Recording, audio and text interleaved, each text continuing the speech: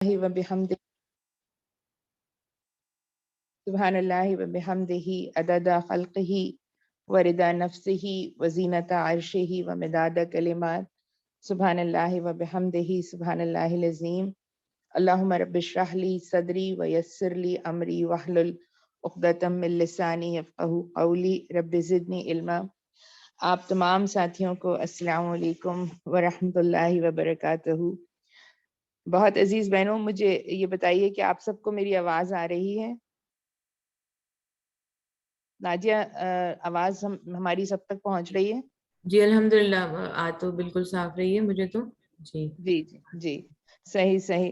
अस्सलाम वालेकुम व रहमतुल्लाह। प्यारी बहनों, एक अजीब सा एहसास है जिसके साथ इस प्रोग्राम का आगाज हो रहा है, और हकीकत ये है कि पिछले 2 सालों में हम जिन मुख्तलिफ किस्म की पाबंदियों के साथ अपने अपने घरों में कभी कम और कभी ज़्यादा बैठे रहे हैं, मुक़ीद रहे हैं, इन 2 सालों ने हमारी कुछ अजीब मुख्तलिफ तरह की तरबियत की है, और इस एहसास को बहुत ज़्यादा पैदा किया है, ये एहसास बहुत ज़्यादा दिलाया है कि हमारी अपनी ताकत और हमारी चाहत क्या है, और अल्लाह ताला की ताकत और अल्लाह ताला की चाहत क्या चीज़ है। लेकिन साथ में जो चीज़ जिसने सबसे ज़्यादा हौसला और सबसे ज़्यादा हिम्मत दी, वो ये कि ईमान लाने का मामला जो है वो बहुत अजब होता है कि वो हर हाल में कुछ सीख रहा होता है। यानी जब वो कमज़ोरी की हालत में होता है तो भी अपने रब के पास होता है, और जब उसे ताकत मिलती है और उसके पास ताकत होती है तो भी वो अपने रब का फर्माबरदार बंदा होता है। और यकीन जानिए कि इस वक्त दिल जो है वो एक तरह की खुशी भी महसूस कर रहा है कि अल्लाह ताला ने चाहा तो हम बहुत जल्द हम सब एक बार फिर रमज़ानुल मुबारक के बाबरकत महीने में दाखिल होने वाले हैं। एक बार फिर रमज़ान की आमद है, और हमेशा की तरह इंशाअल्लाह इंशाअल्लाह इस बार भी हम इस जश्न नुज़ूल कुरान के महीने की आमद से ज़रा पहले ही इंशाअल्लाह ताला अपने आप को इस किताब के साथ जोड़ लेंगे, और एक बार फिर हम सब मिलकर कुरान का मुताला करेंगे। इंशाअल्लाह इसमें तदब्बर और तफक्कुर, और फिर इस बात के इरादे के साथ कि ज़िंदगियों को अपने इनफरादी लेवल पर भी, और फिर बहैसियत एक मुस्लिम सोसाइटी के, एक मुस्लिम माशरे की, अपनी इज्तिमाई उसूलों को भी हम इस कुरान के साथ वज़ा करने की कोशिश करेंगे, और फिर इन्हीं उसूलों को इंशाअल्लाह आगे लेकर चलेंगे, और आने वाले जो 11 महीने हैं उसमें हमारी ये कोशिश जो है वो इंशाअल्लाह नज़र आएगी और हमारी ज़िंदगियों में आगे चलती रहेगी। और ये जो अज़्म है इसकी वजह भी यही है कि इंसान जो है, यानी नुज़ूल कुरान का मकसद ये है कि इंसान जो है वो इस बात को समझ ले कि ज़िंदगी के गुज़रते हुए लम्हे जो है, जब तक एहसन अमाल के साथ नहीं जुड़ते, इंसान जो है वो कामयाबी जो है वो उसको नहीं मिलती। यानी ये फ़लसफ़ा जिसके बारे में अल्लाह ताला कहता है ना कि उसने मौत और ज़िंदगी को ईजाद ही इसीलिए किया ताकि तुम्हें आज़मा कर देखे कि तुम में से बेहतर अमल करने वाला कौन है। तो इंशाअल्लाह ताला इस दौरे कुरान के दौरान हम इस बात को देखेंगे कि हमें अपने अमाल को कहाँ-कहाँ, किस-किस तरह से परखना है, इनको सँभालना है, इनको तब्दील करना है, और इनको उस तरह से बनाना है कि जो हमें अल्लाह ताला की जो है तरफ से मिलने वाली खुशखबरी और कामयाबी से हम किनार कर सके। इस दौरे कुरान का जो प्लानिंग की गई है वो पिछले दौरे कुरानों से थोड़ी-सी मुख्तलिफ है, और आप लोग इस बात को खुद देखेंगे कि इस दफ़ा हमारा जो मौज़ू है, जो हमने जिसको मौज़ू बनाकर दौरे कुरान शुरू किया है, वो ये है कि अस्हाब कुरान की ज़िंदगियाँ और और इसके साथ जुड़े हुए आज के इंसान के चैलेंजेस।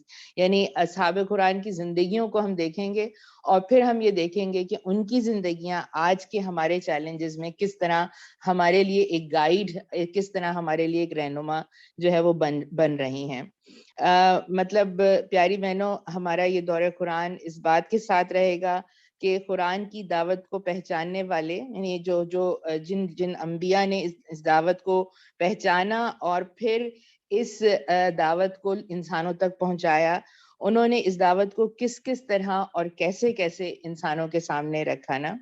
اور ہر زمانے میں کس سوچ کے لوگوں نے اسے قبول کیا، کون اس کے ساتھ جیا، اور کس نے اس کے ساتھ اپنے آپ کو تبدیل کیا نا، اور پھر یہ تبدیلی کن راستوں، یعنی اس تبدیلی کے ساتھ جو ہے انسانوں کو کن راستوں کا چیلنجز کا سامنا رہا، یعنی وہ کن راستوں سے ستائے گئے، وہ کن راستوں پر آزمائے گئے، اور اس کے بعد یہ کہ جب ان آزمائشوں سے نکل کر وہ اپنے عزم کی مضبوطی کے ساتھ رہے تو پھر وہ کس درجے سے ہمکنار کیے گئے نا۔ تو دوسری طرف انشاءاللہ ہمارے پاس وہ چیز بھی رہے گی کہ ہم انسانوں کے اس رویے کو کبھی جائزہ لیں گے بہت اچھی طرح، کہ جنہوں نے اس دعوت کو، اس اللہ کی کتاب کو، اللہ کے پیغام کو، نبیوں کی زندگیوں کو جو ہے وہ ریجیکٹ کیا۔ اب ہم یہ بات کہتے ہیں اور ہم اس بات کو سمجھتے بھی ہیں پیاری بہنوں کہ یہ قرآن جو ہے، یہ کتاب اللہ کی طرف سے جو آئی ہوئی نازل ہوئی ہوئی جو کتاب ہے وہ ہماری روح کے لیے ہے، اس لیے آسمان سے اللہ تعالیٰ نے اس کو انسانیت، یعنی انسانوں میں سے بہترین اشخاص کے اوپر اتار کر مطلب پوری اس امتحان میں کامیابی کا پورا جو سالوڈ پیپر ہے وہ انسانوں تک پہنچا دیا۔ ہر انسان تک اللہ تعالیٰ نے اپنی طرف سے یہ پورا انتظام جو ہے وہ کر دیا۔ لیکن جب انسانوں نے رب تعالیٰ کی تعلیمات سے منہ موڑ کر اپنے علم، اپنی طاقت، اپنے انٹلیکٹ، اپنے وسائل، اپنی سہولیات کو جو ہے بڑا سمجھ کر اس دعوت کو ریجیکٹ کیا، تو پھر اللہ تعالیٰ نے ان انسانوں کو کس طرح ناکامیوں سے دوچار کیا، اور حد تو یہ کہ وہ کس طرح سے جو ہے ختم کر دیے گئے، پیس دیے گئے، کرش کر دیے گئے، بالکل صفحہ ہستی سے مٹا دیے گئے۔ تو یہ چیز بھی ہمارے سامنے انشاءاللہ اس دورہ قرآن میں مسلسل جو ہے وہ آتی رہے گی۔ ہم جو ہے وہ اس بات پر فوکس کریں گے انشاءاللہ تعالیٰ کہ انسانی تاریخ میں اقوام کی تباہی، قوموں کی تباہیاں آخر کیوں کر ہوئیں، وہ کون سی چیزیں تھیں جو ان کو جو ہے وہ بالکل جو ہے وہ ختم کر، جن چیزوں نے ان کو بالکل ختم کر ڈالا۔ اور پھر اس دورہ قرآن کے دوران یعنی ہم اس حدیث پر بھی غور کریں گے کہ جس میں نبی کریم صلی اللہ علیہ وسلم نے، جس کا مفہوم یہ ہے کہ آپ صلی اللہ علیہ وسلم نے فرمایا کہ آخری امت میں یہ ساری برائیاں ہوں گی، یعنی جو برائیاں ہم سے پہلے کی اقوام میں ہیں وہ ساری برائیاں جو ہے وہ ایک ساتھ جو ہے وہ آخر وقت کی قوم کے اندر جو ہے وہ پیدا ہوگی۔ تو اب جب ہمیں یہ بات بتا دی گئی، سمجھا دی گئی، ہمیں پہلے سے اس بات کے بارے میں بتا دیا گیا، تو اب ہمارا چیلنج یہ ہوگا کہ ہم یہ دیکھیں کہ ہم اس یلغار سے، اس طوفان سے کس طرح اپنے آپ کو بچا سکتے ہیں۔ یعنی ہم یہ ایک فیکٹ کی بات ہے کہ آج کا انسان جو ہے، میں اور آپ اور ہمارا بچہ اور ہماری آنے والی جنریشن، ہم کوئی آسان وقت کے لوگ نہیں ہیں، اور یہ فتنے، فساد، یہ ٹرائلز، یہ کم بھی نہیں ہونے والے، یہ اپنی سپیڈ سے آگے بڑھنے والے ہیں۔ لیکن اللہ تعالیٰ جو ہے وہ قرآن کے بارے میں یہ کہتا ہے کہ یہ قرآن جو ہے حبل اللہ ہے، یعنی جس کے ایک سرے پر اللہ کا ہاتھ ہے۔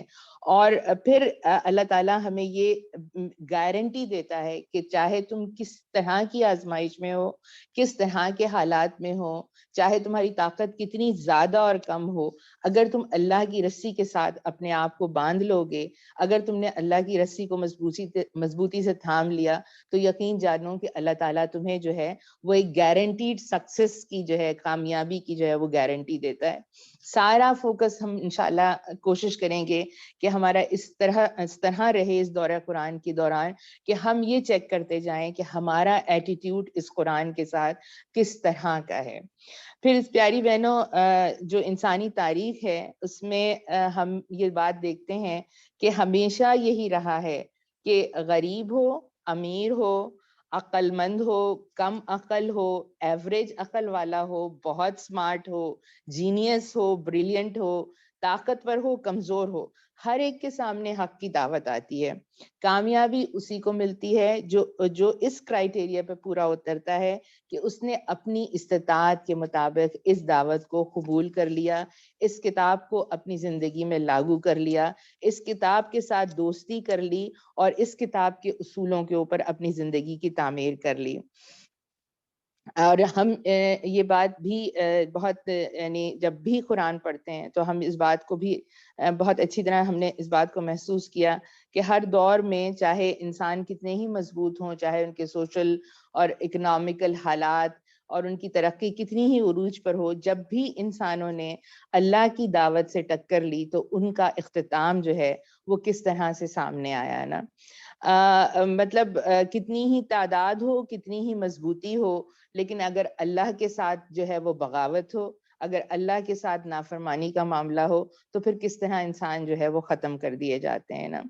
پھر ایک بات اور بھی مجھے اور آپ کو جو سمجھنی ہے وہ یہ ہے کہ اب نبی جو ہے وہ آ چکے، آخری نبی نبی کریم صلی اللہ علیہ وسلم آ چکے، یعنی اب کل انسانیت جو ہے وہ نبی کریم صلی اللہ علیہ وسلم کی امت ہے. اور ہم یہ بات بھی جانتے ہیں کہ امت نبی کریم صلی اللہ علیہ وسلم کی جو ہوگی اس میں تقسیم ہوگی، کچھ ماننے والے ہوں گے، کچھ انکار کرنے والے ہوں گے. اب جب کہ میں اور آپ اپنے آپ کو ان لوگوں میں شامل کرتے ہیں اور سمجھتے ہیں کہ ہم ان لوگوں میں سے ہیں جنہوں نے اقرار کیا، جنہوں نے جو ماننے والے بنے، تو اب میری اور آپ کی ذمہ داری جو ہے وہ زیادہ بھی ہو جاتی ہے. مطلب یہ بات مجھے اور آپ کو اب سمجھ میں آنی چاہیے کہ کس طرح اللہ کے نبی نے کہا کہ تم سب جو ہے وہ آگ کے گڑھے کے کنارے کھڑے ہو اور میں تمہیں پکڑ پکڑ کر کھینچ رہا ہوں.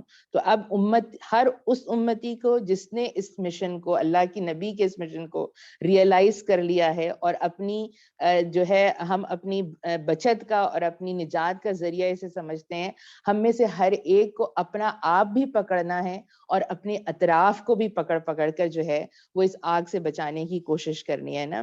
یعنی ہمیں خود بھی اس بات کو بہت اچھی طرح سمجھنا ہے کہ ہم کہاں کہاں حدیں پار کر رہے ہیں. یعنی دیکھیں یہ دور قرآن انشاءاللہ ہمارے لیے اس طرح کی ویک اپ کال ہوگا کہ ہم اپنے آپ کو اب اس طرح کی تسلیاں نہیں دیں گے کہ جی ہم تو معاشرے میں بہت بہت برائیاں ہیں، ہم تو کچھ نیک عمل کر لیتے ہیں، ہمارا معاملہ تو کچھ مختلف ہے. یعنی ہمیں یہ دیکھنا ہوگا کہ ہم جن چیزوں کو نیکی سمجھ رہے ہیں وہ اس کے اندر اول تو کہ یہ کہ اخلاص کتنا ہے، اور جن چیزوں کو ہم جو ہے وہ چھوٹا سمجھ کے کر لیتے ہیں اور چھوٹی چھوٹی ہم کہتے ہیں یہ تو برائیاں ہیں، تو ہم اس چیز کو بھی دیکھیں گے کہ جو ہے وہ جو ہمارا ٹرانسگریشن ہے، وہ جو ہماری نافرمانی ہے، وہ کس ذات اور کس رب کے سامنے ہے. اور ہم کہاں اپنے آپ کو جو ہے ایسا نہ ہو کہ جذبہ بھی ہمارا صحیح ہو لیکن عمل ہمارا جو ہے اس کے مطابق نہ ہو اور پھر وہ ہمیں کامیابی نہ دلا سکے. یعنی ہم میں سے ہر ایک کو اس بات کا احساس ہے اور ہونا چاہیے، اور ہم اس بات کو زیادہ محسوس کریں بھی اس قرآن کے دوران کہ ہم سب ایک امتحان کی کیفیت میں ہیں، بالکل ایک ٹیسٹ ہے جس سے ہم گزر رہے ہیں. لیکن ہماری کامیابی ہوگی اسی وقت کہ جب ہم حالات کا رونا رونے کے بجائے اپنے آپ کو بہتر حالات کی طرف لے جانے کے لیے اللہ کی کتاب کے ساتھ اپنے آپ کو جوڑ لینا. یعنی ہم یہ ریئلائز کر لیں کہ ہم کہاں غلطی کر رہے ہیں اور ہمارا جو ہے قرآن کس طرح ہماری کس جگہ پر کس طرح کریکشن کر رہا ہے نا. دل کو راضی کریں گے تو اللہ تعالیٰ جو ہے ہمارے لیے معاملہ آسان کرے گا. پھر جو ہے پیاری بہنوں، یقیناً جو ہمارا اس دورہ قرآن کو کرانے والی ہماری ساتھی بہنیں ہیں جنہوں نے جو مختلف انداز سے آپ کے سامنے اس بات کو لے کر آئیں گی کہ انبیاء نے اپنی دعوت کو کس طرح پیش کیا اور انبیاء کی دعوت کو قبول کرنے والے لوگوں نے کن مسائل کا سامنا کیا اور پھر وہ ان مسائل میں سے کس طرح نکلے. تو یعنی اس دور قرآن کے دوران آپ کو صرف یہ احساس نہیں ہوگا کہ ہم مشکل حالات میں ہیں، بلکہ آپ کو اس بات کا بھی اطمینان ملے گا اور اس بات کا سلوشن ملے گا کہ حالات چاہے کیسے ہی ہوں نا، یعنی ان کا سلوشن کیا ہے، ان میں سے نکلنے کا راستہ کیا ہے. ہم وہ لوگ ہیں نا جو امید سحر رکھتے ہیں کہ باوجود اس کے کہ بہت اندھیرا ہے تو پھر وہ سحر کی امید کہاں سے ہے، کس طرح سے ہے، وہ روشنی کس طرح سے ہمیں ملے گی. اور پھر اس میں ایک بات بہت اہم یہ ہے کہ اس دور قرآن کے دوران میں اور آپ اپنی حیثیت میں اس قرآن کے ساتھ جڑیں. یعنی میں اور آپ یہ دیکھیں کہ میں ایک عورت ہوں تو میں کمزور نہیں ہوں، بلکہ میں ایک عورت ہوں تو میرے پاس بہت ساری ایسی چیزیں ہیں کہ جو میرے لیے آئیڈیل اور گائیڈ بن سکتی ہیں۔ اصحاب قرآن میں ہم انبیاء کے بارے میں بھی پڑھیں گے اور ہم انبیاء کی زندگیوں میں بسنے والی عورتوں کے بارے میں بھی پڑھیں گے۔ ہم یہ دیکھیں گے کہ یعنی موسیٰ علیہ السلام کی جیسی کی ماں کی جیسی کمزور عورت کہ جس سے اس کا بچہ چھین کر لے جایا گیا، اس کا کیا ایٹیٹیوڈ رہا۔ مریم علیہ السلام کی جیسا چیلنج جو دنیا میں کسی عورت نے فیس نہیں کیا، اس میں ان کا کیا ایٹیٹیوڈ رہا۔ یعنی فرعون کے گھر میں جو ہے حضرت آسیہ نے اپنا کیا رول پلے کیا اور اللہ تعالیٰ نے ان کو کیا اعزاز اور کیسی کامیابی دی۔ تو پھر دوسری طرف یقیناً ہم جو ہے وہ نوح علیہ السلام کی اور لوط علیہ السلام کی بیویوں کے معاملے بھی پڑھیں گے، اور قرآن میں اور بھی بہت ساری چیزیں ہمارے سامنے آئیں گی۔ یعنی میں اور آپ اس دور قرآن کے دوران اس بات کو بھی فوکس میں رکھیں کہ ہم عورت ہیں، بے شک ہم عورتیں ہیں، ہم کو اللہ تعالیٰ نے نزاکت کے ساتھ بنایا ہے، لیکن جو طاقت ہمیں اللہ تعالیٰ نے دی ہے وہ یہ ہے کہ ہم معاشرے کو مولڈ کرتے ہیں، ہم انسانوں کو شکل دیتے ہیں، ہم انسانوں کو مولڈ کر سکتے ہیں، ان کو فولڈ کر سکتے ہیں، ان کے مزاجوں کی تعمیر کر سکتے ہیں، انہیں یہ سکھا سکتے ہیں کہ رنگوں کو کس طرح سے سلیقے کے ساتھ جو ہے ان کی تعمیر کی جاتی ہے۔ یعنی مجھے اور آپ کو یعنی اللہ تعالیٰ نے یہ طاقت دی ہے کہ ہم اس بات کو ڈیفائن کریں کہ ہمارے معاشرے کا مرد جو ہے وہ کیسا ہوگا، اور ہم جو ہے اس معاشرے میں کس طرح سے جو ہے وہ قرآن کی حامل قرآن عورتوں کی حیثیت سے کس طرح جو ہے وہ ہم جو ہے اپنی اور اپنے اطراف کی جو ہے وہ تعمیر کریں گے۔ 2 حدیثیں آپ لوگوں کے سامنے رکھوں گی اور کچھ قرآن کی 2-3 آیتیں اور پھر اپنی بات ختم کروں گی۔ پہلی حدیث حضرت علی رضی اللہ تعالیٰ عنہ سے ہے۔ آپ نے نبی کریم صلی اللہ علیہ وسلم، آپ کہتے ہیں کہ نبی کریم صلی اللہ علیہ وسلم نے کہا کہ خبردار رہو، ان قریب ایک فتنہ برپا ہونے والا ہے۔ تو حضرت علی نے پوچھا کہ اللہ کے رسول صلی اللہ علیہ وسلم اس سے بچنے کی صورت کیا ہوگی؟ آپ سب یہ حدیث پڑھ چکے ہیں۔ دیکھیے نبی کریم صلی اللہ علیہ وسلم نے فرمایا تھا، حضور کریم صلی اللہ علیہ وسلم نے ارشاد فرمایا، اللہ کی کتاب، اس میں اس چیز کی خبر بھی ہے جو تم سے پہلے کی قوموں پر کیا گزری، اور اس بات کی خبر بھی ہے کہ تمہارے بعد میں آنے والوں پر کیا گزرے گی، اور اس چیز کا بھی ذکر ہے کہ تمہارے معاملات کے درمیان فیصلہ کرنے کی صورت کیا ہوگی۔ یہ قرآن ایک سنجیدہ اور فیصلہ کن کلام ہے، کوئی مزاح کی چیز نہیں ہے۔ جو کوئی ظالم اور جبار شخص اس قرآن کو چھوڑے گا، اللہ تعالیٰ اس کو کچل کر رکھ دے گا، اور جس نے اسے چھوڑ کر کسی اور جگہ سے ہدایت حاصل کرنے کی کوشش کی، اللہ اسے گمراہ کر دے گا۔ اور یہ قرآن اللہ تعالیٰ کی مضبوط رسی ہے، اور یہ حکیمانہ نصیحت ہے، اور یہی سیدھا راستہ ہے۔ اور دوسری جو چیز آپ کے سامنے رکھنا چاہوں گی وہ بھی یہ ہے کہ اس بات کو بھی ہم بہت اچھی طرح جانتے ہیں کہ اس قرآن کو پڑھنے، سمجھنے اور اس قرآن کے ساتھ وابستہ رہنے کے 5 یعنی اس قرآن کے 5 حقوق ہیں میرے اور آپ کے اوپر، اور وہ کیا ہیں؟ نمبر 1 یہ کہ ہم اس پر ایمان لائیں کہ یہ اللہ کی کتاب ہے، یقین کی اس حد تک ایمان لائیں کہ ہمارا عمل اس کتاب کے مطابق جو ہے وہ تبدیل ہو جائے نا۔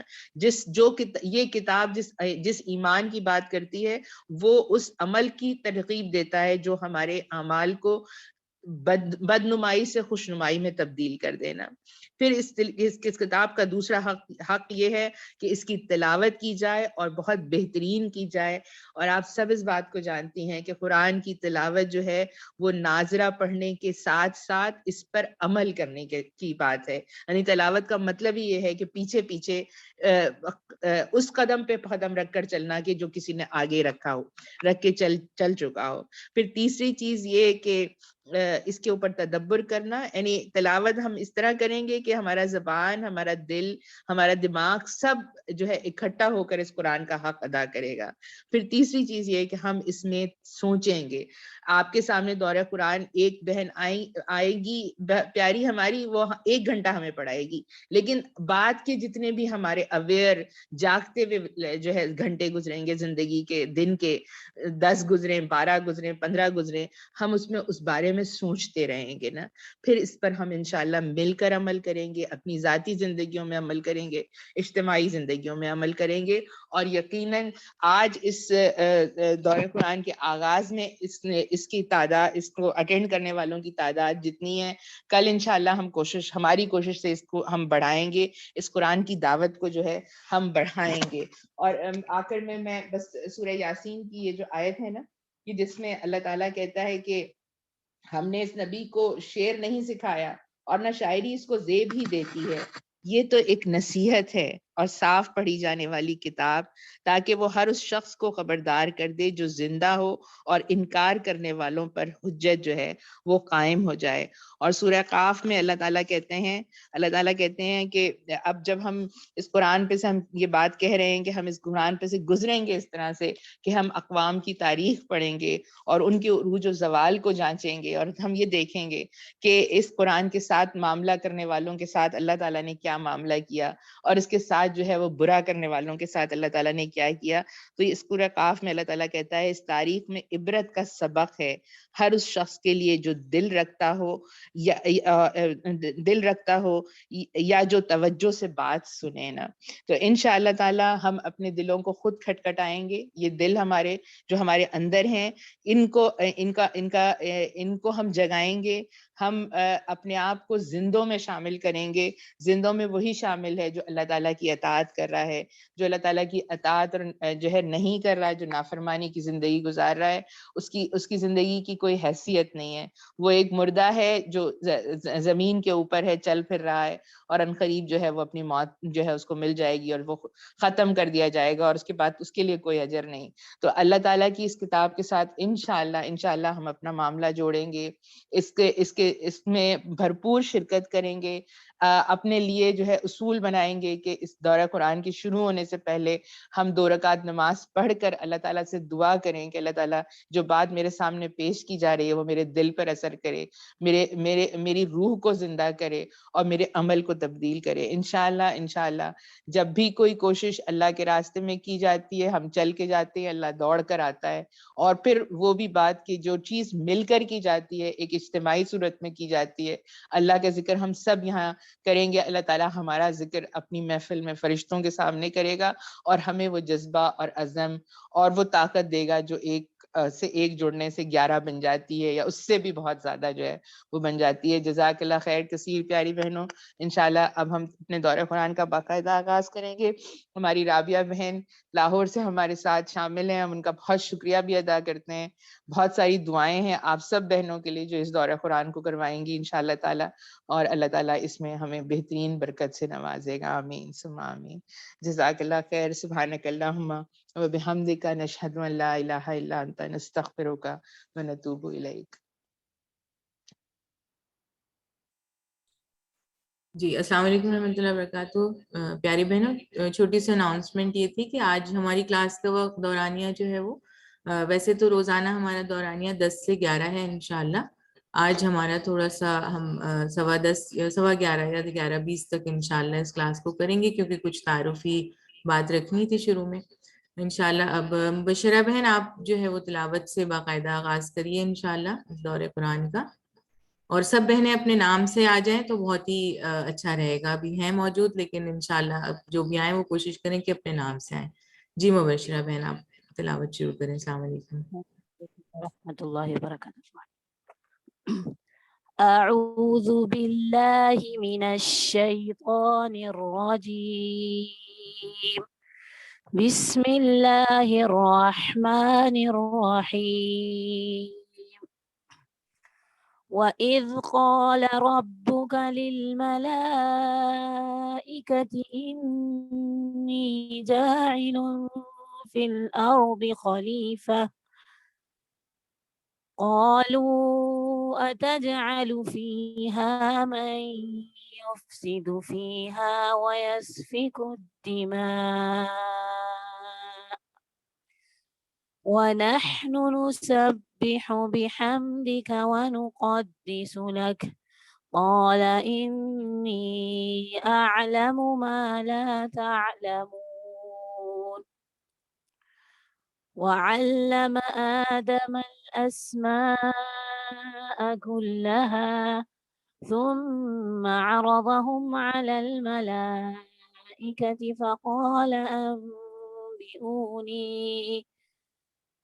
فقال أنبئوني بأسماء هؤلاء إن كنتم صادقين. قالوا سبحانك لا علم لنا إلا ما علمتنا إنك أنت العليم الحكيم. قال يا آدم أنبئهم بأسمائهم فلما أنبأهم بأسمائهم قال ألم أقل لكم إني أعلم غيب السماوات والأرض وأعلم ما تبدون وما كنتم تكتمون. وإذ قلنا للملائكة اسجدوا لآدم فسجدوا إلا إبليس أبى واستكبر وكان من الكافرين. وقلنا يا آدم اسكن أنت وزوجك الجنة وكلا منها رغدا حيث شئتما ولا تقربا هذه الشجرة فتكونا من الظالمين.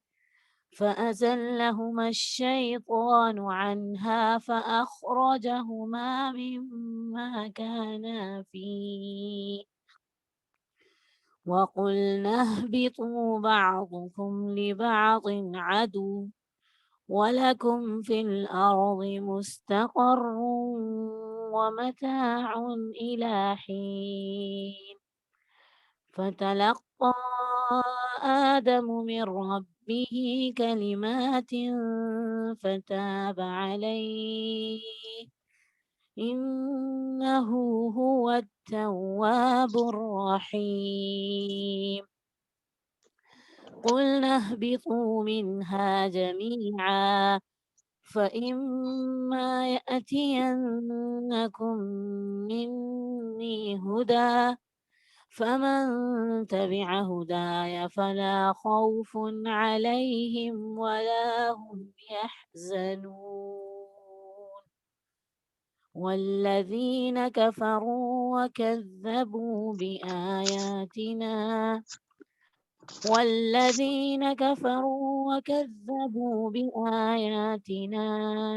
أولئك أصحاب النار هم فيها خالدون. صدق الله العظيم.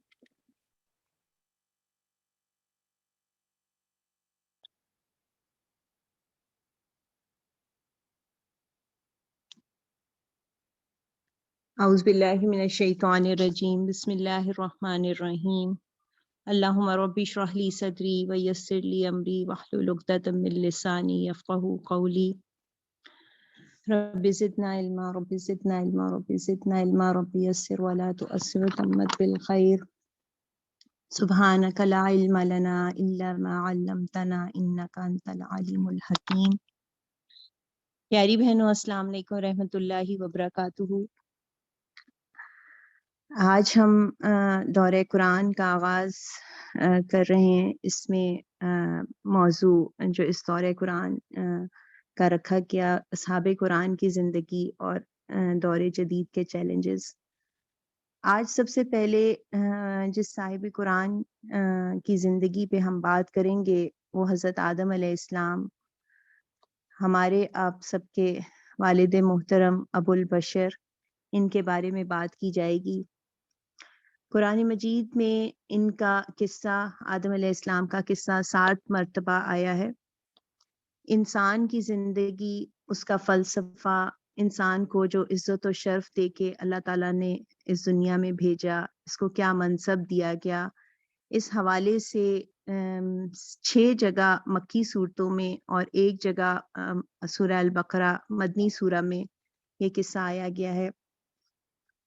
سورہ ہجر میں اللہ تعالیٰ فرماتے ہیں آیت نمبر 26 سے 29 تک میں کہ ہم نے انسان کو سڑی ہوئی مٹی کے سوکھے گارے سے بنایا، اور اس سے پہلے جنوں کو ہم آگ کی لپٹ سے پیدا کر چکے تھے۔ پھر یاد کرو اس موقع کو جب تمہارے رب نے فرشتوں سے کہا کہ میں سڑی ہوئی مٹی کے سوکھے گارے سے ایک بشر پیدا کر رہا ہوں، جب میں اسے پورا بنا چکوں اور اس میں اپنی روح سے کچھ پھونک دوں تو تم سب اس کے آگے سجدے میں گر جانا۔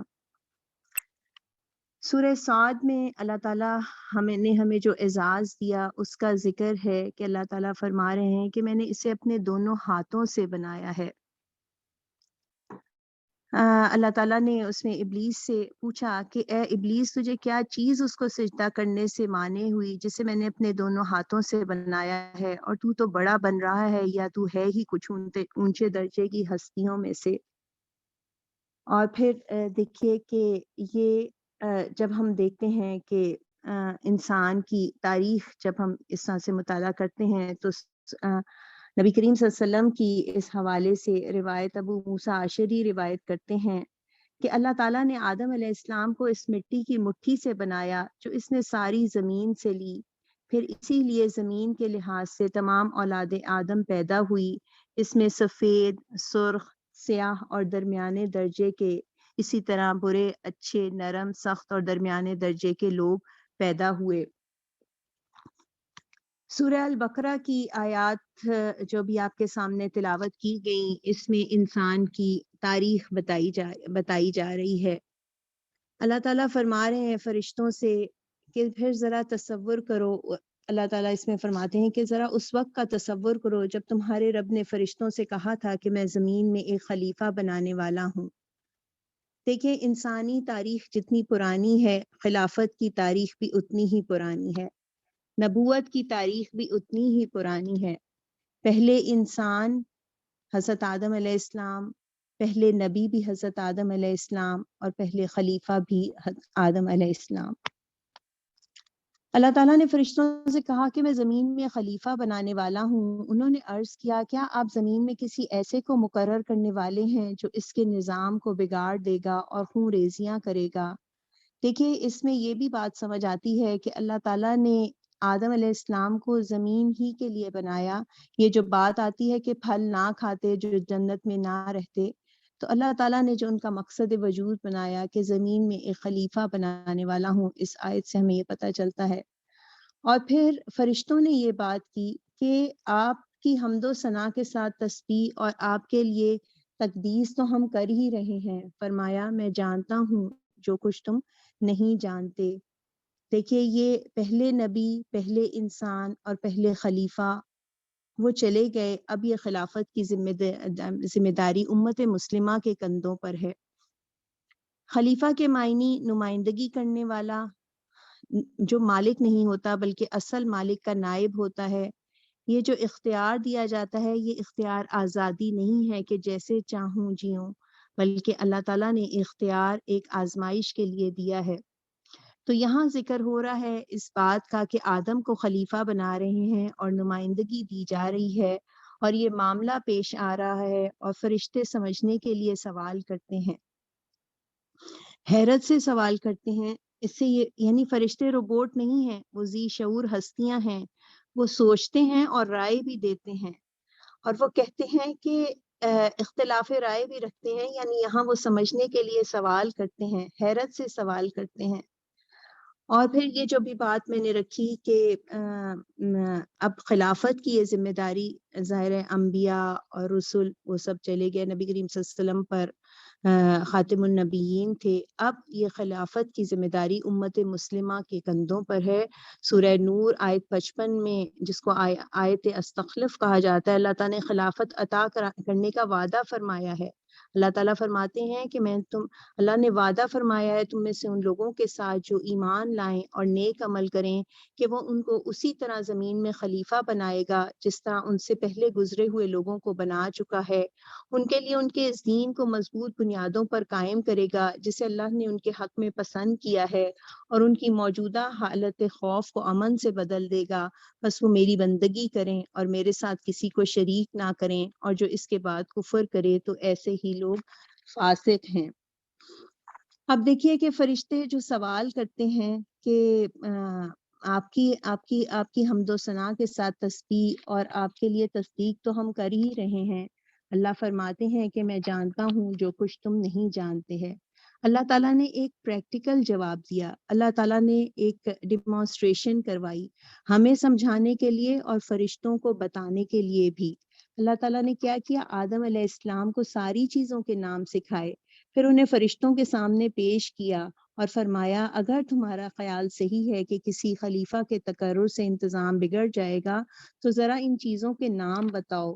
انہوں نے عرض کیا نقص پاک تو آپ ہی کی ذات ہے، ہم تو بس اتنا ہی علم رکھتے ہیں جتنا آپ نے ہم کو دیا ہے، حقیقت میں سب کچھ جاننے اور سمجھنے والا آپ کے سوا کچھ نہیں۔ پھر اللہ نے آدم سے کہا تم انہیں ان چیزوں کے نام تو بتاؤ۔ جب اس نے ان کو ان سب چیزوں کے نام بتا دیے تو اللہ نے فرمایا میں نے تم سے کہا نہ تھا کہ میں آسمانوں اور زمین کی وہ ساری حقیقتیں جانتا ہوں جو تم سے مخفی ہیں، جو کچھ تم ظاہر کرتے ہو وہ بھی مجھے معلوم ہے اور جو کچھ تم چھپاتے ہو اسے بھی میں جانتا ہوں۔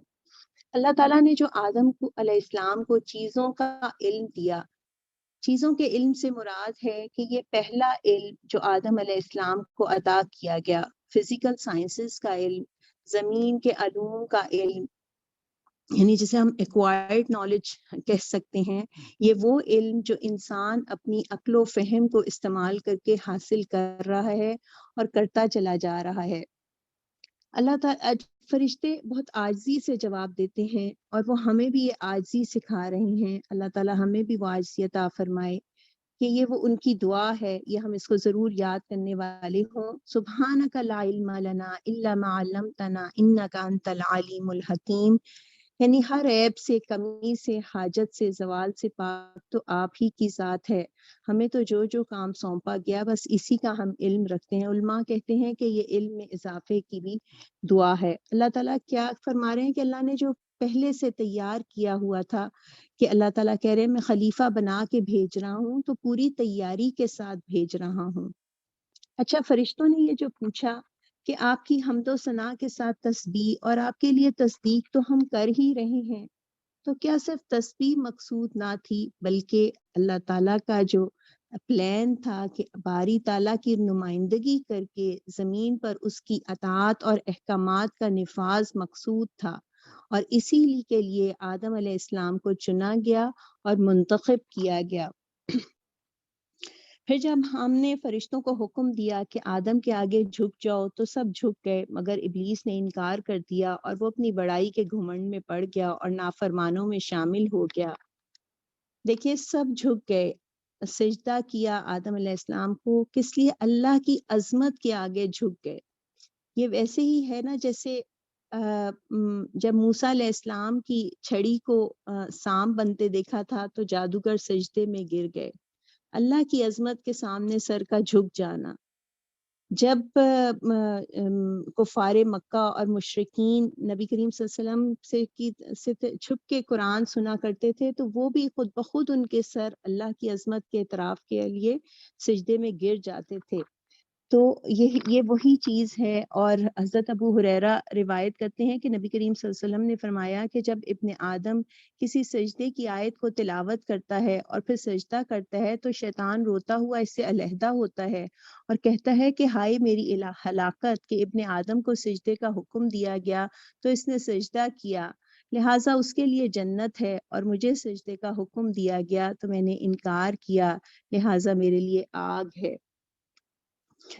اب جب اس کے بعد اللہ تعالیٰ نے فرشتوں آدم علیہ السلام سے فرمایا کہ تم اور تمہاری بیوی دونوں جنت میں رہو اور یہاں بفراغت جو چاہو کھاؤ. اس میں ایک باریک نقطہ یہ بھی ہے کہ اللہ تعالیٰ نے آدم علیہ السلام کو انچارج بنایا, قوام بنایا. اس بات کو اللہ تعالیٰ یہاں آئیڈینٹیفائی کر رہے ہیں. اور پھر تم دونوں, یعنی دونوں سے خطاب کہ دونوں جنت میں رہو, مگر اس درخت کا رخ نہ کرنا ورنہ ظالموں میں شمار ہوگے. اور آخر کار شیطان نے ان دونوں کو اس درخت کی ترغیب دے کر ہمارے حکم کی پیروی سے ہٹا دیا اور انہیں اس حالت سے نکلوا کر چھوڑا جس میں وہ تھے. ہم نے حکم دیا کہ اب تم سب یہاں سے اتر جاؤ, تم ایک دوسرے کے دشمن ہو اور تمہیں ایک خاص وقت تک زمین میں ٹھہرنا اور وہیں بسر کرنا ہے. خاص وقت تک یعنی ایک مختصر عرصے کے لیے تم دنیا میں بھیجے جا رہے ہو, اور تم ایک دوسرے کے دشمن ہو, یعنی شیطان اور انسان کی دشمنی, اور شیطان کے چکر میں پڑ کے انسانوں اور انسانوں کی دشمنی بھی ہوگی. پھر اللہ تعالیٰ کیا فرما رہے ہیں کہ ہم نے کہا کہ تم سب یہاں سے اتر جاؤ, پھر جو میری طرف سے کوئی ہدایت تمہارے پاس پہنچے تو جو لوگ میری اس ہدایت کی پیروی کریں گے ان کے لیے کسی خوف اور رنج کا موقع نہ ہوگا, اور جو اس کو قبول کرنے سے انکار کریں گے اور ہماری آیات کو جھٹلائیں گے وہ آگ میں جانے والے ہیں جہاں وہ ہمیشہ رہیں گے. دیکھیے اللہ تعالیٰ فرما رہے ہیں کہ میری طرف سے کوئی ہدایت تم تک پہنچے. یہ اہم بات, یہ دوسرے علم کی بات آئی. پہلا علم علم الاسماء, اشیاء کا علم جو اللہ تعالیٰ نے آدم علیہ السلام کو سکھایا, اور یہ دوسرا علم علم ہدایت. اللہ تعالیٰ نے ایک مقصد دے کے زمین پر اتارا, خلافت کا مقصد, زمین پر اللہ کا نظام قائم کرنا ہے. اس کے لیے زمین کے وسائل کا علم, یعنی وہ علم جو اشیاء کا علم, یہ پوٹینشلی آدم علیہ السلام کو اولاً پہلے دے دیا گیا. نسل انسانی, نسل آدم اس علم کو دریافت کرتی چلی جا رہی ہے, زمین کے وسائل کو, اور اب یعنی یہ ضروری ایک علم ہے. اور اب اس آیت میں اس علم الاسماء کے ساتھ علم ہدایت دیا جا رہا ہے, یعنی اپنے اس فزیکل سائنسز والے علم کو, اپنی اس نالج کو جو تم حاصل کرو گے, اس کو تم کس چیز کے تابع رکھنا, اس ریویلڈ نالج کے, علم ہدایت کے, تو یہ معاملہ دنیا میں صحیح چلے گا. یہی بات ہم دیکھیں کہ پہلی وحی جو آئی, اقرأ بسم ربک الذی خلق, پڑھو مگر اپنے رب کے نام کے ساتھ, یعنی پہلا حکم پہلی وحی میں ہی علوم کا دامن اللہ تعالیٰ کی ذات سے جوڑا گیا. رب خالق جس نے پیدا کیا وہی راہ دکھائے گا اور وہی مقصد وجود بتائے گا, کیونکہ وہی علم کا منبع اصل ہے. اور دنیاوی علوم کی بنیاد آدم علیہ السلام کو علم عطا کر کے رکھی گئی. آج ہم دیکھتے ہیں کہ کیا صورتحال ہے کہ علم یتیم اور بے خدا اور بے الہ اور بے جہت ہے. ہم یعنی آج دیکھیے کہ کیا ظلم ہے, کہ کیا سلوگنز بنا دیے گئے. ہم نعرہ لگاتے ہیں کہ پاکستان کا مطلب کیا, لا الہ الا اللہ, اور اب میڈیا کہتا ہے کہ پڑھنے لکھنے کے سوا پاکستان کا مطلب کیا. یعنی اس طرح سے ذہن بگاڑا جا رہا ہے. پڑھنے لکھنے سے منع نہیں, اللہ نے تو پہلے دن ہی سے کہہ دیا پڑھو اپنے رب کے نام کے ساتھ. لیکن آج صورتحال کیا ہے کہ بہترین ٹیکنالوجی ظلم و بربریت کے لیے استعمال کی جا رہی ہے, کیونکہ وہ علم ہدایت کے تابع نہیں ہے. علم کی الگ الگ کیٹیگریز بن گئیں کہ دنیاوی علم تو 3 سال کی عمر سے شروع, اور اس میں پیسہ بھی نچھاور, لیکن دین کا علم اس کے لیے بس یہی سوچ کافی کہ بچپن میں جیسے تیسے نورانی قاعدہ پڑھ لیا یا ایک دفعہ قرآن ناظرہ پڑھ کے تا حیات کافی ہے. فزکس, کیمسٹری, میڈیسن, حرف میں اللہ کے بنائے ہوئے قانون موجود ہیں, لیکن علوم کے خالق سے کوئی تعلق, کوئی کنیکشن نہیں. کتاب کے مصنف کا نام تو سجا ہوتا ہے, لیکن علوم کے خالق مالک رب کے ذکر کا شوشہ بھی گوارا نہیں. لہٰذا ہم تو اب تک قرآن کی پہلی وحی کو ہی نہ سمجھے. علم الاسماء کا علم جو تعلق علم ہدایت کے تابع نہیں ہے, اس کا نتیجہ کیا ہم دیکھ رہے ہیں ارد گرد کے ملحد ڈاکٹر, ملحد سائنسدان, ملحد استاد اللہ سے بالکل بے بہرا. یعنی میں سوچوں, میں جب کچھ پڑھتی ہوں, کچھ سیکھتی ہوں, میں اپنے بچوں کو تعلیم دلا رہی ہوں, کیا میرا مقصد صرف اچھی نوکریاں, اچھی جابس, اچھی تنخواہیں, ایک دنیا کا اچھا مستقبل ہے؟ تو پیاری بہنوں یہ بات سمجھنے کی ہے کہ یہ علم اس کا علم ہدایت کے تابع ہوگا تو ایک مسلمان ڈاکٹر بہترین دائی ہوگا، مسلمان سائنسدان اسلام کو تقویت دینے والا ہوگا، پھر فائن آرٹس کا علم بھی حدود آشنا ہوگا، اس میں مجسمے نہیں بنیں گے۔ تو بس یہ اس چیز کو یعنی یہ بات جو یہاں پہ سمجھائی جا رہی ہے کہ میری طرف سے جو ہدایت تم کو پہنچے اس کو یعنی جو اس کو تھامے رہیں گے وہ پھر کسی خوف اور رنج کا انہیں موقع نہیں ہوگا، یعنی خوف اور رنج سے بچنے کے لیے آسمانی ہدایت پر عمل کرنا ہوگا، اور چاہے کوئی بھی بیک گراؤنڈ ہو، نبی کا بیٹا بھی بات نہیں مانے گا تو ناکام ہو جائے گا، اور جو بھی مرد و عورت یعنی وہ اس علم ہدایت کے تابع چلیں گے اللہ انہیں اپنا رستہ دکھائے گا۔ آگے دیکھیے کہ اس کے بعد جو آدم علیہ السلام کو اتارا گیا، یہ بات آ رہی ہے کہ آدم علیہ السلام وَقُلْنَا اهْبِطُوا کی تفسیر میں سیدنا ابن عباس سے مروی ہے کہ آدم علیہ السلام کو ہندوستان میں اتارا گیا اور سیدہ حوا کو جدہ میں اتارا گیا۔ آدم علیہ السلام ان کی تلاش میں نکلے اور جمع میں پہنچے، تب حوا ان کے قریب آ گئیں۔ یہی وجہ ہے کہ وہ جگہ مزدلفہ کہلائی، یعنی ہم جو یہاں پہ ہم دیکھتے ہیں کہ دلاف کے معنی قریب آنے کے ہے، اور تبرانی اور ابو نعیم رحمۃ اللہ علیہ یہ سیدنا ابو ہریرہ کی روایت نقل کرتے ہیں کہ نبی کریم صلی اللہ علیہ وسلم نے فرمایا کہ آدم علیہ السلام ہندوستان میں اتارے گئے، انہیں وحشت محسوس ہوئی تو جبرائیل اترے اور اذان دی، انہوں نے محمد صلی اللہ علیہ وسلم کا نام سنا تو دریافت فرمایا کہ یہ محمد کون ہیں؟ جبرائیل نے جواب دیا یہ آپ کی اولاد میں سے آخری نبی ہیں۔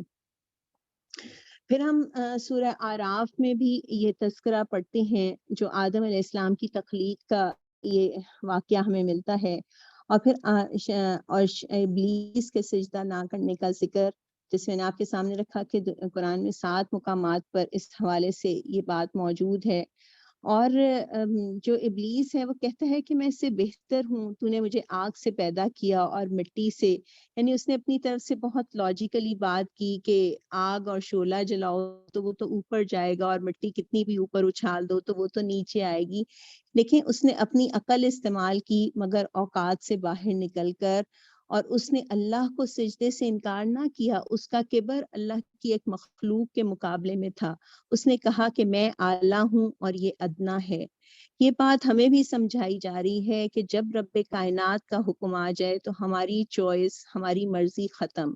آج عقل پرستی کا فریب ہے کہ میری عقل میں یہ بات نہیں آ رہی، مجھے یہ بات سمجھ نہیں آ رہی کہ میں یہ حکم کیسے مانوں، تو عقل کی حیثیت کیا ہے؟ ہم نے مالک کے حکم کو دیکھنا ہے، عقل استعمال کرنی ہے، مگر اوقات میں رہ کر یہ بات اس بات واقعے میں بھی سمجھائی جا رہی ہے۔ اور پھر جب اس نے کہا کہ مجھے اس دن تک مہلت دے جبکہ یہ سب دوبارہ اٹھائے جائیں گے، گویا شیطان جو تھا ایک ویل ایجوکیٹڈ تھا، اسے دوبارہ اٹھائے جانے والے دن کا بھی پتا تھا کہ ایک وقت آئے گا جب دوبارہ اٹھائے جائیں گے، اور اسے مہلت دی گئی۔ یہ بھی اللہ کا فیصلہ ہے، یعنی ہم اس میں بھی چون چرا نہیں کر سکتے۔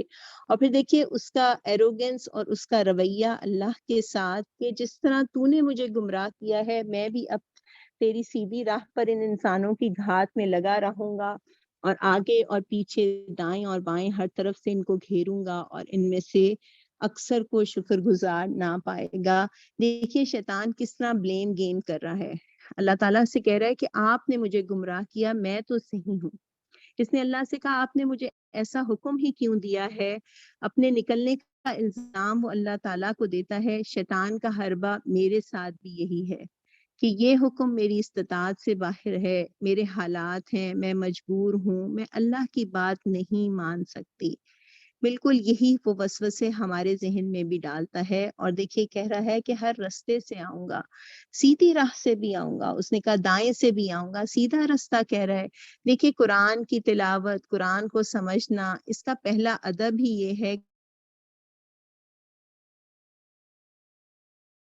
کام کرنے والوں کو ہی بہکانے آئے گا نا، جو اس کے پسندیدہ کام کر رہے ہیں انہیں تو تھپکی دیتا ہے اور کہتا ہے کہ پہ ٹپ لگے رہو۔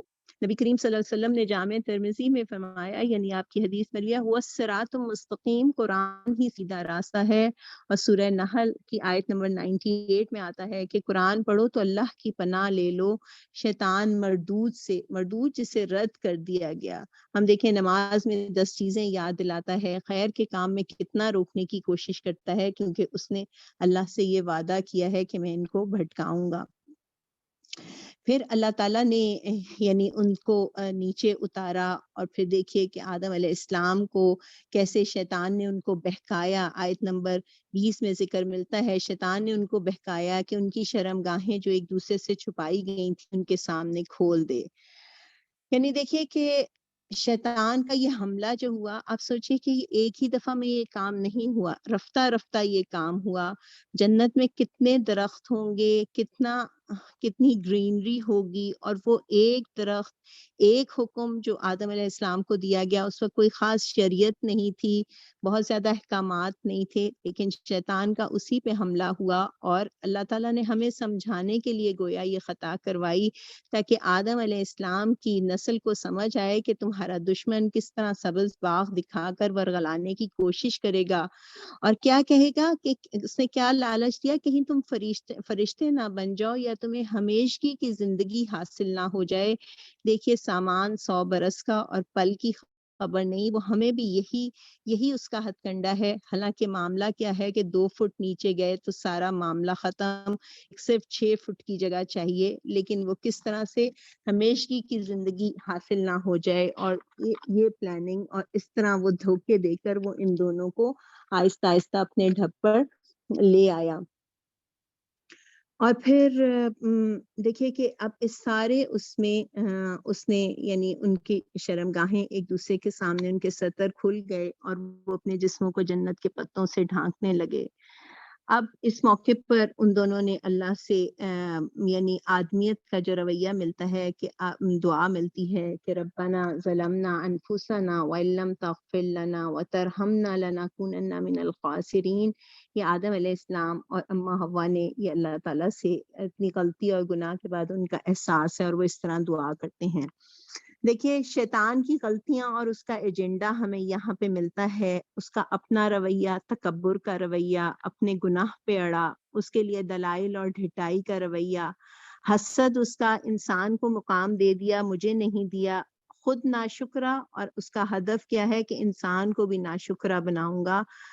اللہ کے احکام کو ماننا سب سے بڑی شکر گزاری ہے، اور پھر اس کی بات کہ ہم ہر رستے پہ آ کے بیٹھے گا، کہ وہ کہتا ہے نا جو شاعر کہ ہم تو ڈوبے ہیں صنم تم کو بھی لے ڈوبیں گے، یہ اس کا رویہ ہے، اور خیر خواہ کی شکل میں آئے گا، دوست بن کر، کہ دیکھو اللہ نے تمہیں اس لیے اس درخت سے منع کیا کہ کہیں تم فرشتے نہ بن جاؤ یا ہمیشگی کی زندگی نہ حاصل ہو جائے۔ پھر حیا جو اس کا ایجنڈا نہ صرف مسلمانوں کے خلاف، پوری انسانیت کے خلاف اس کا یہ ایجنڈا ہے کہ فطرت کے خلاف لے کر جائے۔ حیا جو انسانی فطرت میں ہے، وہ اسے اس طرح کہتے ہیں کہ بڑا گناہ نہیں ہے، باقیوں کو بھی دیکھو، اور اس میں خصوصی اس کا ہدف انسان کا لباس ہے۔ ہم خواتین اس کو خصوصی طور پہ سمجھ لیں کہ وہ کیسے سو واٹ کہہ کے ہلکا کروا دیتا ہے۔ دین کے معاملے میں یعنی اللہ تعالیٰ کا تو حکم ہے نا کہ اپنے سے اوپر کو دیکھو، اور دنیا کے معاملے میں اپنے سے نیچے کو دیکھو، لیکن ہم کیا کرتے ہیں، نہ صبر کرنے دیتا ہے نہ شکر کرنے دیتا ہے۔ آدم علیہ السلام کا رویہ جو ہمیں یہاں پہ نظر آیا کہ ستر کھلے تو وہ جنت کے پتوں سے اپنے آپ کو ڈھانکنے لگے، یعنی فطرے حیا، انسانی میں حیا موجود ہے، لباس کی ضرورت اور اہمیت کا عنصر موجود ہے، پوشیدہ کو پوشیدہ رکھنا فطرت انسانی میں ہے۔ اور پھر آپ دیکھیے کہ اس میں ہمیں آدم علیہ السلام کی وہ دعا ملتی ہے کہ دیکھیے کہ خاص شریعت نہ تھی، ایک حکم تھا، اس میں بھی ان سے خطا ہو گئی، اور پھر وہ دعا مانگتے ہیں، یعنی اللہ تعالیٰ کے آگے جھک جاتے ہیں۔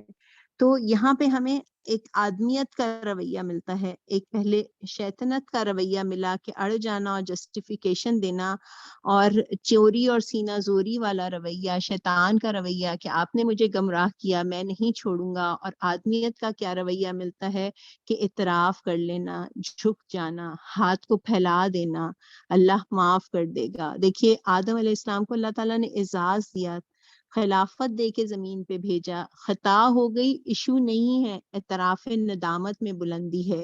ہمارے لیے بھی اس میں یہی لیسن ہے کہ ہم آدم علیہ السلام، حوا علیہ السلام کے بیٹے اور بیٹیاں ہیں.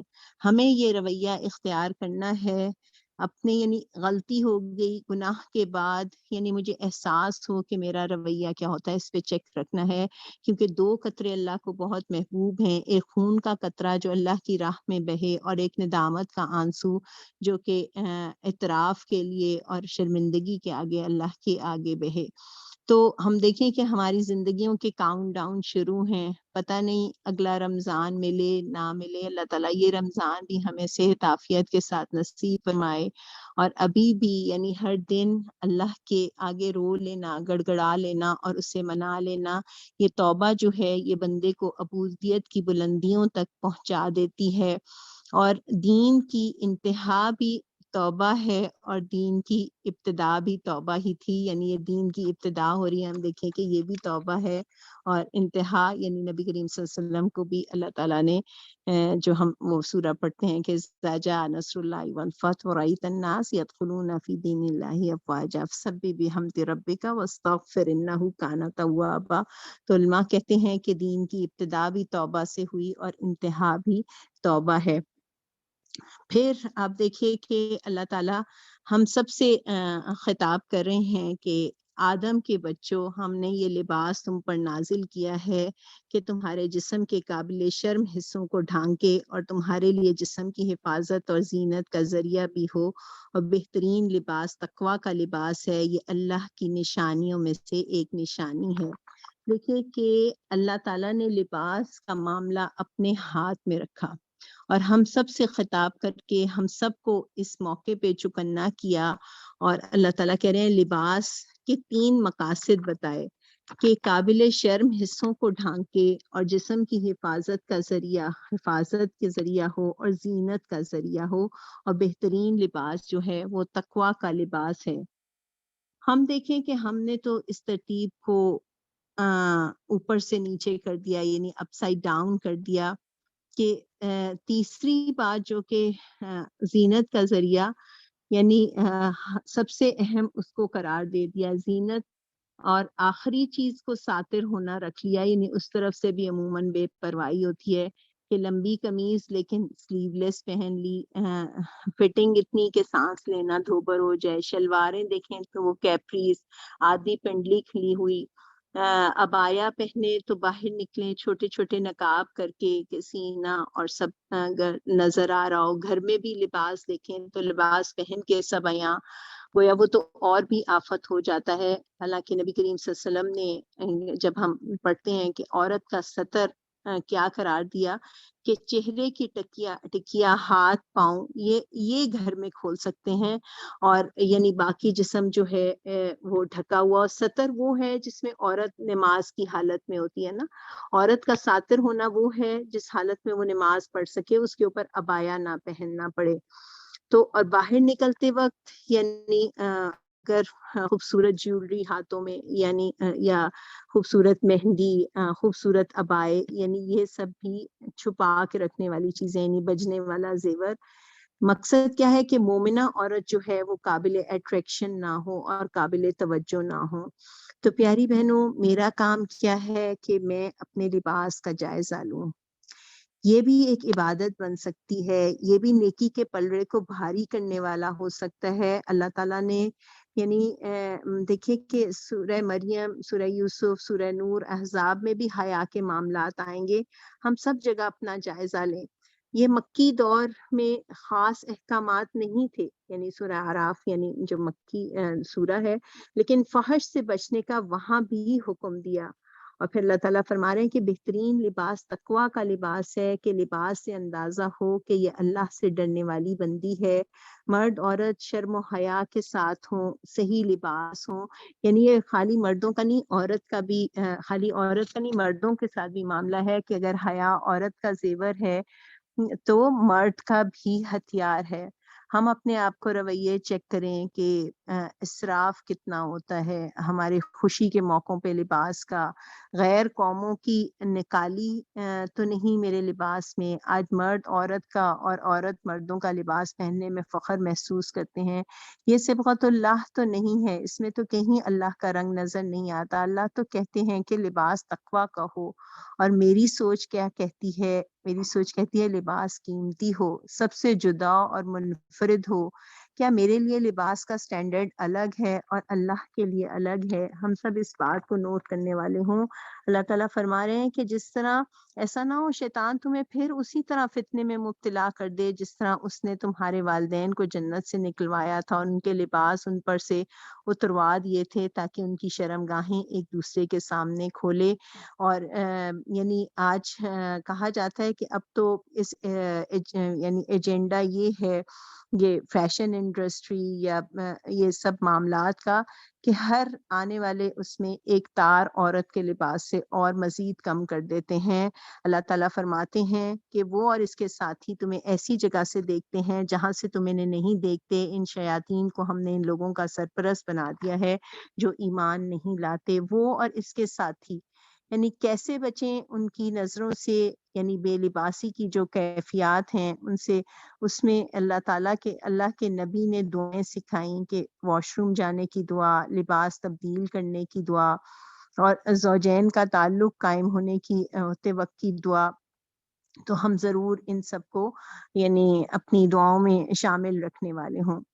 پھر آگے دیکھیے کہ شیطان نے اس وقت تک کی مہلت مانگی کہ جب یہ دوبارہ اٹھائے جائیں گے. اور یہ سورہ حجر میں آتا ہے آیت نمبر 36 اور 38 میں. ہم دیکھیں کہ اللہ تعالیٰ سے جب وہ مہلت مانگتا ہے کہ مجھے اس دن تک کے لیے مہلت دے جب سب انسان دوبارہ اٹھائے جائیں گے. اللہ فرماتے ہیں اچھا تجھے مہلت ہے اس دن تک جس کا وقت ہمیں معلوم ہے. دیکھیے کہ یہ وقت اللہ کو معلوم ہے کہ کب دوبارہ اٹھنے کا وقت ہوگا، لیکن جس کی موت آ گئی اس کی تو وہ قیامت شروع ہو گئی. تو یعنی ہم دیکھیں کہ میرا معاملہ تو ہم دیکھیں کہ غیب کا ہی معاملہ ہے. اللہ کو جانتے بوجھتے شیطان نے انکار کیا. ہم دیکھیں کہ صرف ایمان بالغیب ہی نہیں بلکہ ہم دنیا میں تو بہت سے معاملات میں غیب پہ ہی چلتے ہیں نا. کوئی کہے آپ کے گھر کے راستے میں فلاں جگہ ٹریفک بلاک ہے یا فلاں جگہ آگ لگی ہوئی ہے. ہم خبروں میں پڑھتے ہیں فلاں جگہ سے فلاں افریقہ کے ملک میں لوگ بالکل برہنہ رہتے ہیں، یا فلاں جگہ سے آج کل ہیرے نکل رہے ہیں، یعنی فلاں سے یہ چیز نکل. ہم یقین رکھتے ہیں، اللہ بندے پر ایمان لے آتے ہیں. تو اللہ کے حکموں پر چلنے کے لیے ایمان بالغیب ضروری ہے. نہ ہم نے آدم علیہ السلام کو دیکھا، نہ فرشتوں کو، نہ ابلیس کو، لیکن حدیث میں یعنی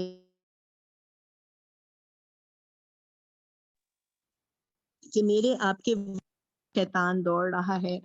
تو پیاری بہنوں، دنیا آج کیا کہتی ہے؟ سینگ از بلیونگ، یعنی ترقی اسے سمجھا جائے گا جو نظر آئے گا، اسے مانیں گے. اللہ نظر نہیں آ رہا، روح نظر نہیں آ رہی، آخرت نظر نہیں آ رہی، تو ہم اس پہ کیسے یقین کریں؟ چھوڑو اسے. جو نظر آ رہا ہے، دنیا نظر آ رہی ہے، جسم نظر آ رہا ہے، کائنات نظر آ رہی ہے، اسی پہ بحث ہی بحث ہے اور اسی کی ترقی ہی ترقی سمجھی جا رہی ہے.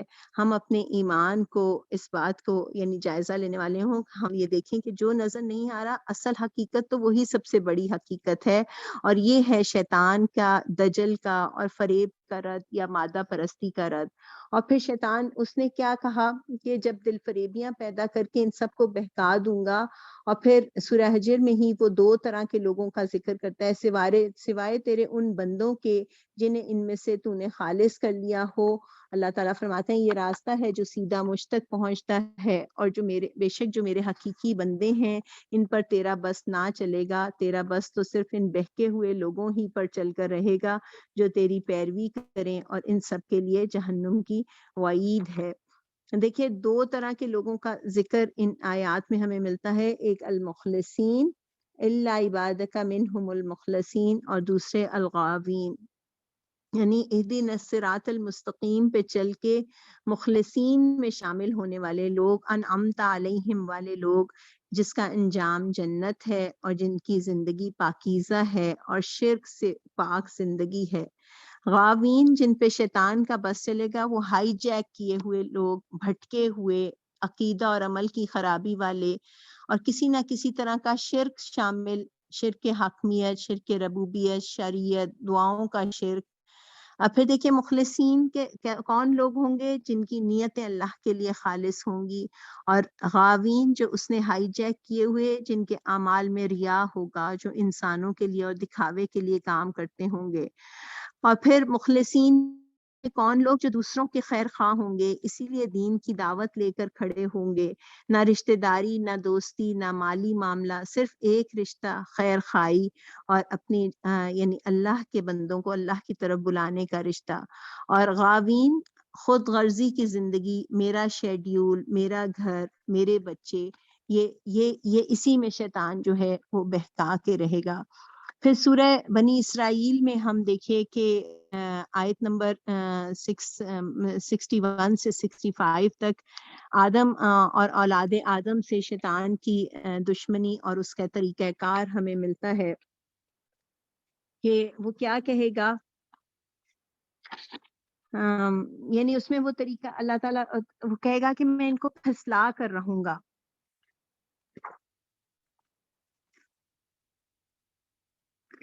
اس میں بھی اس کا جو طریقہ کار ملتا ہے کہ میں مال اور اولاد میں ان کے ساتھ ساجھے لگاؤں گا اور ان کو وعدوں کے جال میں پھانسے گا، اور شیطان کے وعدے ایک دھوکے کے سوا اور کچھ نہیں۔ یعنی آدم علیہ السلام اور اولاد آدم سے شیطان کی دشمنی اور طریقہ کار پھسلانا، یعنی کیا کرے گا کہ وہ یعنی دیکھیے کہیں پھسلن ہو تو وہاں نشان لگا دیا جاتا ہے نا کہ سلپری ہے، یہاں فرش گیلا ہے، کیونکہ پھسلن سے انسان بہت دور تک گرتا ہے اور بہت دور چلا جاتا ہے۔ یعنی اگر کہیں واضح گڑا ہو تو انسان پھر بھی دھیان سے گزرتا ہے نا۔ تو اللہ تعالیٰ ہمیں اس سے وارن کر رہے ہیں کہ وہ کس طریقے سے کرے گا۔ اس نے کیا کہا تھا؟ لَأَحْتَنِكَنَّ، اس میں یہاں سورہ بنی اسرائیل میں یہ الفاظ ملتے ہیں کہ ان کو سلامتی کی راہ سے اکھاڑ پھینکوں گا۔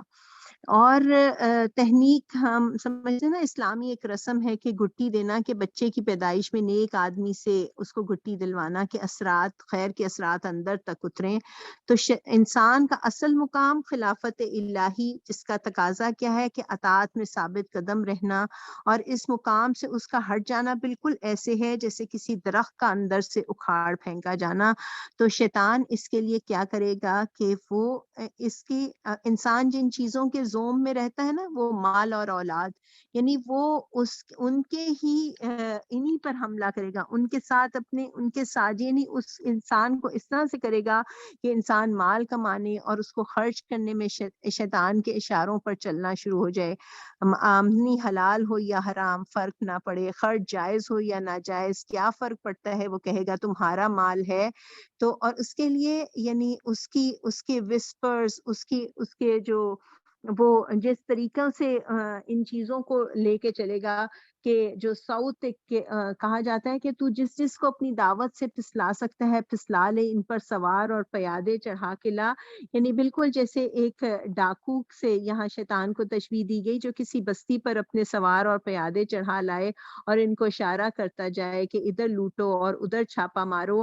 اور کہا جاتا ہے کہ انسانوں میں ہی بہت سے انسان اور جن جو اس کے بہت سے چیلے ہیں یا مختلف شکلوں اور حیثیتوں میں ابلیس کے مشن کی یہ خدمت کر رہے ہیں۔ اور یعنی یہ اس چیز کے لیے بہت زیادہ الرٹ رہنا چاہیے۔ انسان کی کمزوری اولاد بنا دیتا ہے، پھر وہ اس کو بھی اس کے لیے انسان جیسے چاہے کمائے یا ان کی ہر طرح کی پوری کرنے کے لیے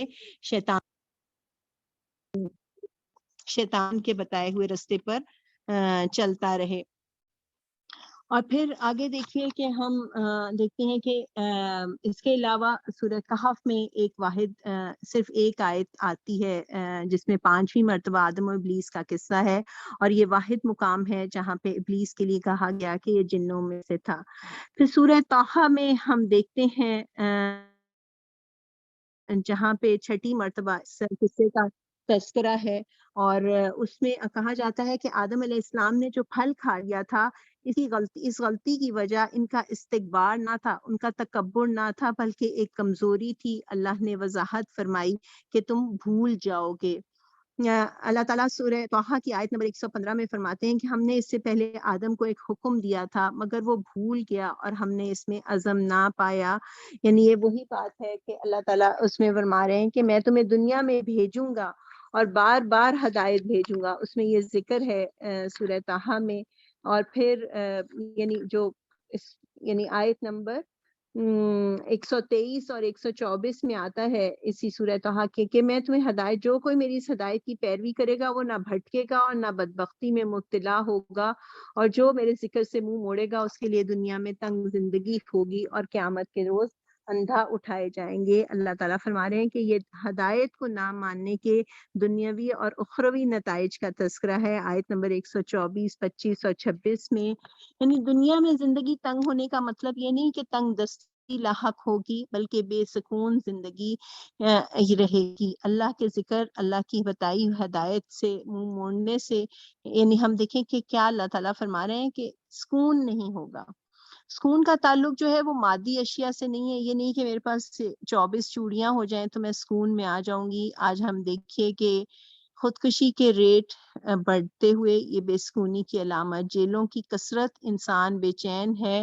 یعنی پوری کائنات اللہ کی اطاعت میں ہے، بادل، پرندے، سورج، چاند، ستارے، مچھلیاں، یہ سب اطاعت کریں۔ کون اگر اطاعت نہیں کر رہا تو انسان اپنے اختیار کا غلط استعمال کر کے، اور انسانوں میں سے بھی کچھ انسان۔ تو اللہ کی بات کو جب میں نہیں مان رہی ہوتی تو گویا پوری کائنات کے میں اگینسٹ جا رہی ہوتی ہوں۔ دیکھیے کبھی طواف میں الٹا چلیں تو کیا ہوتا ہے نا، عبایا کہیں اور دوپٹہ کہیں، کہ سب ایک طرف جا رہے ہیں اور میں الٹ، اور اس میں کیا ہوتا ہے کہ سب سے زیادہ متاثر میری روح ہوتی ہے، وہ بے چین ہوتی ہے، کیونکہ جسم کو تو کچھ نہیں ہوتا، وہ تو مٹی سے ہے، اس کی ضرورت غذا پوری ہو رہی ہوتی ہے۔ سکون کا تعلق مادی اشیاء سے نہیں، یہ ایمان لے کر آتی ہے، بے نیازی۔ ہم دیکھیں کہ ریورٹڈ سب ایک ہی بات سب کہتے ہیں نا کہ ہمارے اندر بے چینی ہے، ہمیں کسی چیز کی تلاش تھی جو ہمیں اس ہدایت کے راستے پر چل کر مل گئی۔ اور پیاری بہنوں، اس کے علاوہ 7واں مقام سورہ صاد ہے جہاں پہ یہ قصہ دوبارہ سے آتا ہے،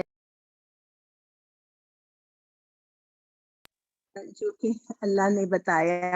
سورہ اعراف کی آیت نمبر 189 کے شروع کا حصہ ہمیں ملتا ہے کہ وہ اللہ ہی ہے جس نے تمہیں ایک جان سے پیدا کیا اور اسی کی جن سے اس کا جوڑا بنایا تاکہ اس کے پاس سکون حاصل کرے۔ دیکھیے کہ ہماری والدہ ماجدہ اما حوا علیہ السلام کا رول جو اللہ نے بتایا وہی آج میرا اور آپ کا کردار ہو۔ اللہ تعالیٰ فرما رہے ہیں کہ شادی کا اصل مقصد، نکاح کا اصل مقصد سکون ہو، پرسکون گھرانہ بنے، خاندان بنے، اور اس معاشرے سے ہجانات ختم ہوں، جذباتی ناہمواری ختم ہو، ایک دوسرے کو کمفرٹ دینے کا ذریعہ بنے۔ اس کے لیے دونوں کو قربانی دینی پڑے گی۔ اب ہم دیکھیں کہ ہم نے اس بڑی بنیادی بات کو ہم بھلا بیٹھے۔ اب شادی کا مقصد صرف انجوائمنٹ سمجھا جاتا ہے، کپڑے، زیور، دعوتیں، فنکشنز، گھومنا پھرنا۔ ہم اس سوچ کو مس کر رہے ہیں کہ شادی کا جو مقصد ہے جو اللہ نے بتایا، اور اس کی ٹریننگ نہ ہم نے لی اور نہ اپنے ہم بچوں کو دے رہے ہیں نا۔